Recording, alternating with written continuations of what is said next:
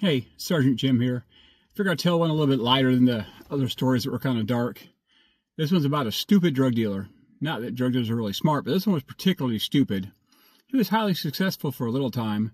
We had this one little landlord in DeLand that opened a bunch of little trap houses up, and he had drug dealers seemingly renting every one of them. And this one particular drug dealer was really prolific. He had other drug dealers staying there with him, all running drugs to the cars and stuff like that. So we were sending up our informants, making video buys off him nonstop. And it seemed that this guy was a little faster than all the rest of them. And every time we'd pull up to make a video buy, he would be the one to get there first, and we couldn't say no because we're there to buy dope. So we buy dope, get another charge on him. Then I would arrest him, take him off the street, get some more warrants, and then arrest him again, and kept doing this.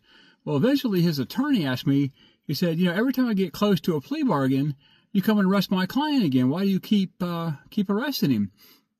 And I said, well, we're trying to buy dope and get all the drug dealers, but your guy outruns the rest of them. And can you tell your client to quit selling us dope so we can go ahead and get the rest of his buddies? And he says, I'll give him proper legal advice and tell him to, quit selling dope.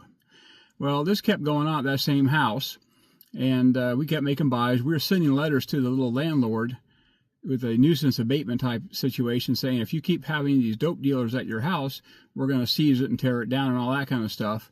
And we just made dozens of buys out of the same little trap house. So finally we tore the house down, and the guy went to court and pled guilty to all these litany of charges I had on him. And I guess his sentence was 7 years. And this was like a couple weeks before Christmas.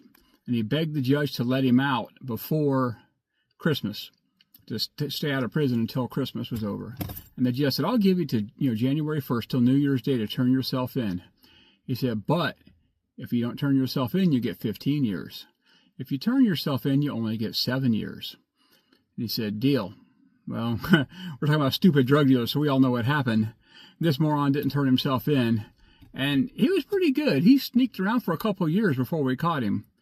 And about the time we caught him, he had been about eligible to get out on probation or parole by that time. So now he got the longer sentence and went to prison, plus the house was torn down. So anyway, drug dealers are not too smart, but they're a lot of fun. So y'all have a good one.